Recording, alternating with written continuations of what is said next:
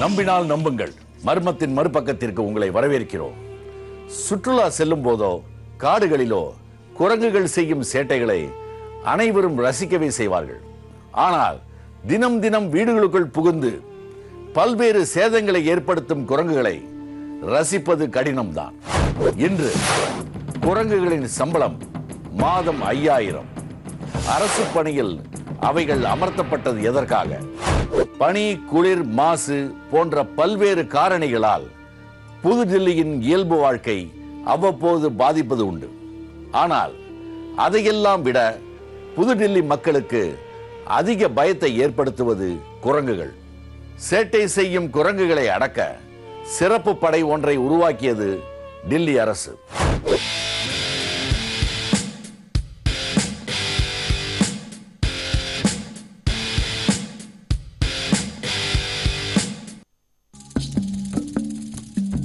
இந்தியாவின் தலைநகரமான புதுதில்லி வாக்கிங் செல்லும் முதியவர்கள், பள்ளி குழந்தைகள், கல்லூரி மாணவர்கள், வேலைக்கு செல்லும் ஆண்கள், பெண்கள் என தனது காலை பொழுதை தினமும் பிஸியாகவே தொடங்குகிறது புதுதில்லி.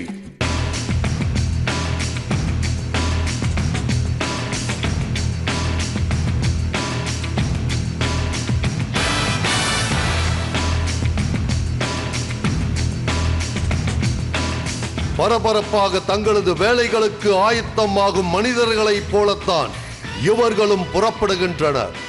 இன்னும் சில மணித்துளிகளில் இந்த அரசு அதிகாரிகளின் துரித வேலை நேரம் ஆரம்பமாகிவிடும். மற்ற மனிதர்கள் பார்க்கும் வேலையிலிருந்து இவர்களின் தொழில் வித்தியாசப்பட்டது, மிகவும் சுவாரஸ்யமானது. ஏனென்றால் இவர்கள் வேலைக்கு தனியாக செல்வதில்லை, அவர்களுடன் இந்த லங்கூர் குரங்கு வகைகளையும் அழைத்து செல்கிறார்கள். இன்னும் சொல்ல போனால் லங்கூர் குரங்குகளால் தான் இந்த மனிதர்களுக்கு அரசு வேலையே.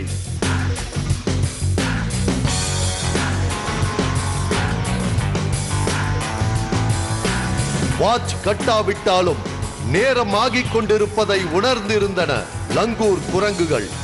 விரைவாக தயாராயின. பார்க்க போகும் வேளையில் மனிதர்களை விட உயர் அதிகாரி குரங்குகள் தான். புதுதில்லியின் மினி போலீஸ் படை என்று லங்கூர் குரங்குகளை அழைத்தால் அது மிகையாகாது. நிகழ்ச்சியை தொடர்ந்து பார்த்தால் அதற்கான காரணம் உங்களுக்கே புரியும். இத்தனை பீடிகை போடும் அளவிற்கு அப்படி என்ன ஆச்சரியம் இந்த லங்கூர் குரங்குகளுக்கு பின்னால் இருக்கிறது? ஆம், ஆச்சரியம்தான் அடங்கியுள்ளது. புதுதில்லியில் பரபரப்புக்கு மட்டுமில்லை, சேட்டை செய்யும் குரங்குகளுக்கும் பஞ்சமில்லை.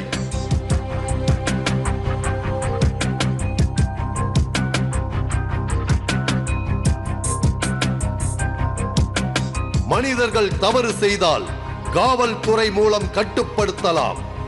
ஆனால் குரங்குகளின் சேட்டையை கட்டுப்படுத்த மனிதர்களால் முடியாது. சேட்டை என்பதை கடந்து சில நேரங்களில் இந்த குரங்குகள் பலருக்கு தொந்தரவையும் தருகின்றன.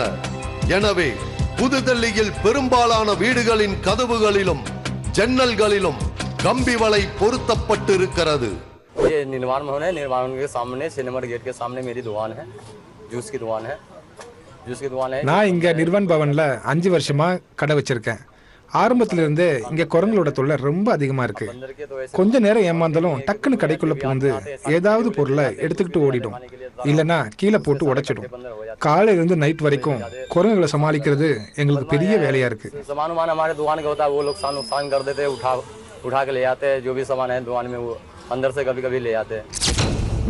எல்லை மீறும் குரங்குகளை அடக்க அரசு கையாளும் ஒரே ஆயுதம் லங்கூர் குரங்குகள். சாதாரண குரங்குகளிடமிருந்து லங்கூர் வகை குரங்குகள் தோற்றத்திலும் செயலிலும் வேறுபட்டவை. அதனால் சாதாரண குரங்குகளுக்கு லங்கூர் குரங்குகளின் மீது ஒருவித பயம் இருக்கவே செய்கிறது. இதை வைத்துத்தான் ஒரு யோசனையை செயல்படுத்தி இருக்கிறது அரசு. லங்கூர் குரங்குகளை அரசு பணியில் அமர்த்தியது. ஹைகோர்ட் வந்து ஒரு உத்தரவு போட்டாங்க சென்ட்ரல் கவர்மெண்ட்டுக்கு, நீங்கள் இந்த குரங்களோட அட்டகாசத்தை கட்டுப்படுத்துங்க. அப்புறம் வந்து இது லங்கூரியன குரங்குகளுக்கு வந்து இந்த குரங்கு வந்து பயப்படுது. அப்போது மத்திய பிரதேசத்தில் இருந்து இந்த சம்பல் பள்ளத்தாக்கில் இருந்து இந்த குரங்குகளை வர வச்சு இதை ட்ரெயின் அப் பண்ணி இதுகளுக்குன்னு தனியாக ஆள் 40-45 பேருக்கு மேலே நியமித்து அவங்களுக்கு ஒரு குரங்குக்கு வந்து 7,000-8,000 மாதம் மத்திய அரசு கான்ட்ராக்ட் பேசிஸில் அமர்த்தி இந்த குரங்குகளை பார்த்ததும் அந்த லங்கூரியன குரங்குகளை பார்த்ததும் அந்த குரங்குகள் விலகி ஓடுது. அதில் இதை வச்சு 40-50 குரங்குகளுக்கு மேலே வச்சு அதுகளுக்கு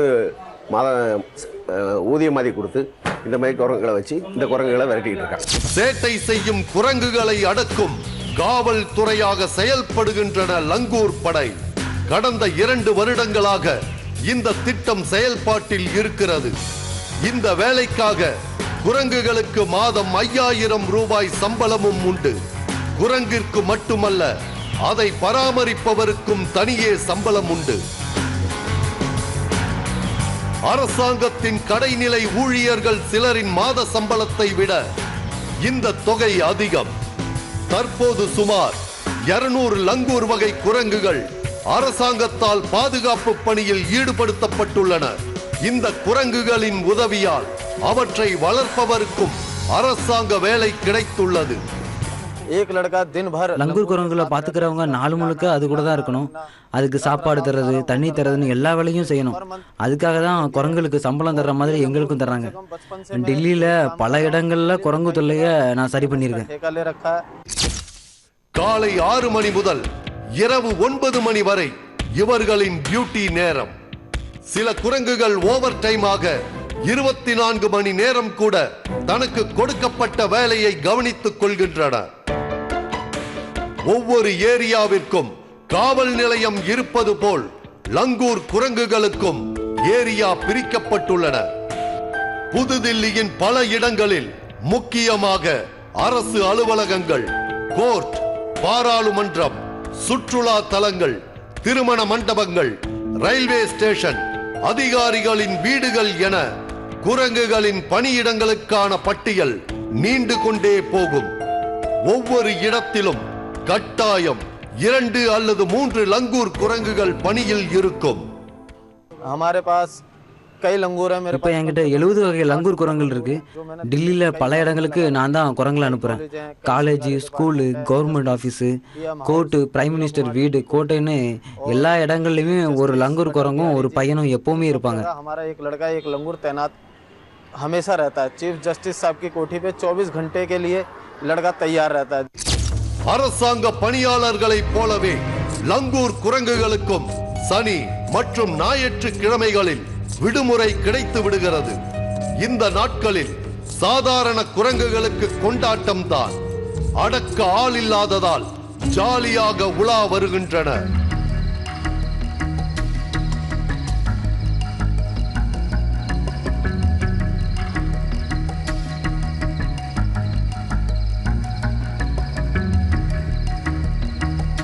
லங்கூர் குரங்குகளை பாதுகாக்கும் பணியாளர்கள் அதனுடன் சேர்த்து மேலும் சில வேலைகளையும் செய்கின்றனர்.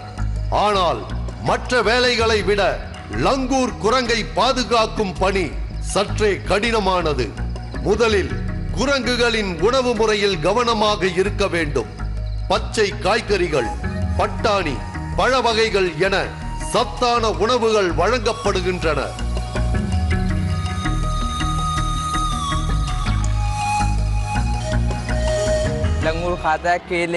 லங்கூர் குரங்கு பழம், உருளைக்கிழங்கு, ரொட்டி, வெண்டைக்காய்னு நம்ம சாப்பிட்ற எல்லாத்தையும் விரும்பி சாப்பிடும். முட்டை, நான்வெஜ் எதுவும் சாப்பிடாது. மனிதர்களை எந்த விதத்திலையும் தொந்தரவு பண்ணாது. அதுக்கு எல்லாமே தெரியும். மனிதர்களோட ஈஸியா பழகும். हाथ मिलाता है, हमारा कहना मानता है, जैसे हम कहते हैं वैसे ही करता है. லங்கூர் குரங்குகளுக்கு உடல்நிலை சரியில்லை என்றாலும் அரசாங்க கால்நடை மருத்துவமனையில் உடனடி சிகிச்சையும் தரப்படுகிறது. லங்கூர் குரங்குகளை வைத்து மற்ற குரங்குகளை விரட்டி அடிப்பதில் அரசு வெற்றி அடைந்தாலும் இந்த ஐடியா தோன்றியது சற்று வித்தியாசமானது. புதுடில்லியில் வருடம் ஒரு முறை குரங்கு தொல்லை உள்ள அனைத்து தெருக்களிலும் பணம் வசூல் செய்து அவற்றை பிடித்து காடுகளில் விடுவார்கள். ஆனால் மொத்த குரங்கையும் அவர்களால் பிடிக்க முடியாது. அடுத்த ஒரு வருடத்தில் மீதமுள்ள குரங்குகளின் எண்ணிக்கையும் பெருகிவிடும். முற்றிலுமாக குரங்குகளை ஒழிக்க முடியாது என்பதாலேயே அவைகளை அடக்க இந்த லங்கூர் குரங்குகளை பயன்படுத்துகின்றனர். டில்லியின் அனைத்து தரப்பு மக்களும் அச்சப்படும் ஒரே விஷயம் குரங்குகள். லங்கூர் குரங்குகள் வந்த பின்பு சற்று நிம்மதி அடைந்துள்ளனர் டில்லிவாசிகள்.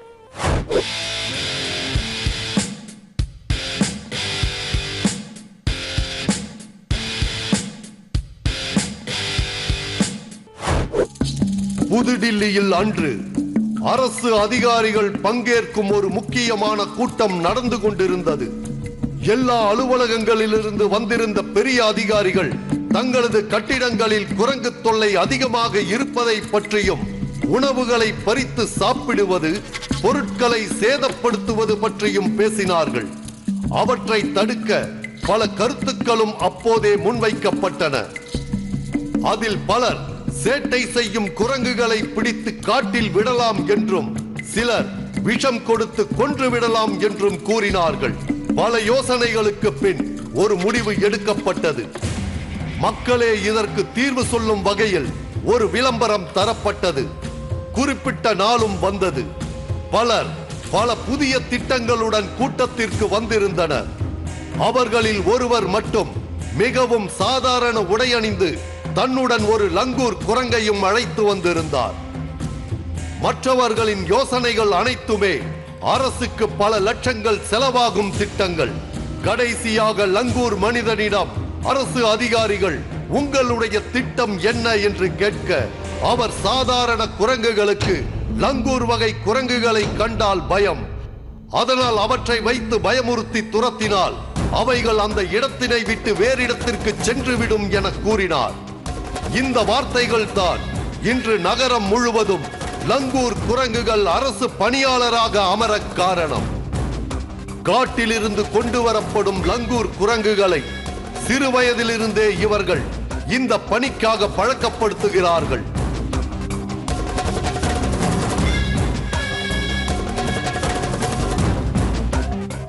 லங்கூர் குரங்குகளுக்கு சாதாரண குரங்குகளை விரட்ட மட்டுமல்ல, மனிதர்களிடம் பழகவும் பயிற்சி அளிக்கப்படுகிறது. முதலில் ஷேக் ஹேண்ட், பின் சல்யூட் என அழகாக பழக்குகிறார்கள்.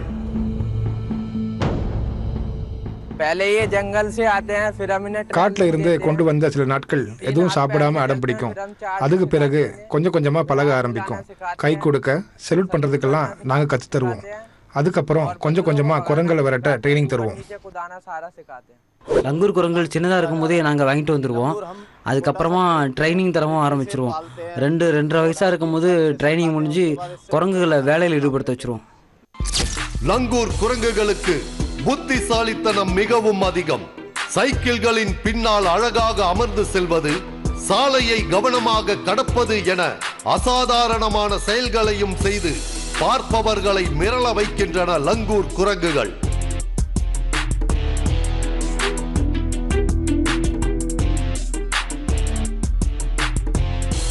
சில மாதங்களுக்கு முன் நடைபெற்ற காமன்வெல்த் போட்டிகளின் போதும் லங்கூர் குரங்குகள் தங்களது கடமையை நிறைவேற்றியுள்ளனர். வீரர்களை மற்ற குரங்குகள் தொந்தரவு செய்யாமல் இருக்க சுமார் 50க்கும் மேற்பட்ட லங்கூர் குரங்குகள் அரங்கத்தை சுற்றி நியமிக்கப்பட்டிருந்தன.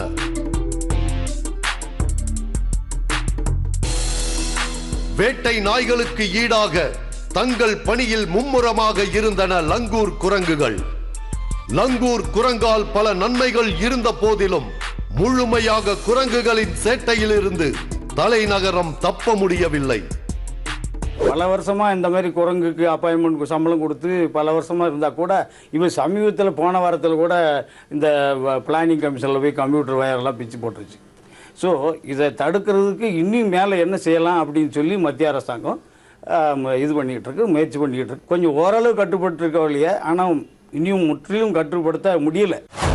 ஆயிரக்கணக்கான குரங்குகளை கட்டுப்படுத்த வேண்டிய வேளையில் இருப்பது சொற்ப எண்ணிக்கையிலான லங்கூர் குரங்குகள் தான். ஆனால் டில்லியில் இருக்கும் குரங்குகளுக்கு அனைத்து இடங்களும் அத்துப்படி என்பதால் லங்கூர் குரங்குகளை அவைகள் சுலபமாக ஏமாற்றி விடுகின்றன. சில நேரங்களில் 2 குரங்குகளுக்கும் இடையில் யுத்தமே ஏற்பட்டு விடுகிறது. டில்லியில் சுற்றுலா பயணிகள் வந்த வண்ணமே இருக்கிறார்கள். அதனால் அங்கே உள்ள கடைகளில் வியாபாரம் நன்றாகவே இருக்கும். வாடிக்கையாளரை கவனிக்க ஆட்கள் இருப்பதைப் போல குரங்குகளை சமாளிப்பதற்கும் தனியாக ஒருவரை கடைக்காரர்கள் நியமித்து வைத்திருந்தார்கள். லங்கூர் படை வந்த பின்பு அதற்கு அவசியம் இல்லாமல் போனது. லங்கூர் குரங்குகளை கண்டால் சேட்டை செய்யும் சாதாரண குரங்குகள் பயந்து ஓடிவிடும். மற்ற நேரங்களில் அதன் அட்டகாசம் தொடர்ந்து கொண்டே தான் இருக்கிறதா. அதிலும் கடை வைத்திருப்பவர்களின் நிலைமை மிகவும் மோசமானது. லங்கூர் குரங்குகள் இருக்கும்போது மற்ற குரங்குகள் வராவிட்டாலும் மற்ற நேரங்களில் கடையினுள் புகுந்து ஒட்டுமொத்த அட்டகாசங்களையும் செய்து விடுகின்றன. இரவிலிருந்து காலை வரை இவர்களுக்கு குரங்குகளை துரத்தியே போதும் போதும் என்றாகி விடுகிறதா. இவர்களால் கவலைப்பட மட்டுமே முடிகிறதே தவிர அதற்கு வேறு வழி காண முடியவில்லை. சில தினங்களுக்கு முன் அரசு அலுவலகம் ஒன்றில் புகுந்து தங்கள் வேலையை காட்டிவிட்டன சேட்டை குரங்குகள். அலுவலகத்தில் உள்ள அனைத்து கம்ப்யூட்டர் வயர்களையும் கடித்து நாசம் செய்து பல சேதங்களையும் ஏற்படுத்தியுள்ளன. நான் சின்ன வயசுல இருந்தே லங்கூர் குரங்குகளை வச்சு தொல்லை தர குரங்குகளை ஓட்டுற வேலையை பார்க்குறேன். இந்த பகுதியில் நீதிபதிகள், அமைச்சர்கள், பல முக்கியமான பிரமுகர்கள் குடியிருக்காங்க. அவங்களோட வீடுகளுக்கு உள்ளேயும் குரங்குகள் போய் அட்டகாசம் பண்ணிடுது. அதை கட்டுப்படுத்துறதுக்காக லங்கூர் குரங்குகளோட நான் இங்கே சுற்றிட்டு இருக்கேன். காலையில் 9 மணிலேருந்து சாயங்காலம் 6 மணி வரைக்கும் எனக்கு டியூட்டி டயத்தில் எல்லாமே நான் ரவுண்ட்ஸில் தான் இருப்பேன். வீடுகளில் மட்டும் இல்லாமல் கவர்மெண்ட் ஆஃபீஸ்க்குள்ளேயும் போய் முக்கியமான ஃபைல்ஸு, கம்ப்யூட்டர் கேபிள் எல்லாமே நாசம் பண்ணிடுது. அதனால் NDMC லங்கூர் குரங்குகளை இந்த பகுதிக்கு நியமிச்சிருக்காங்க.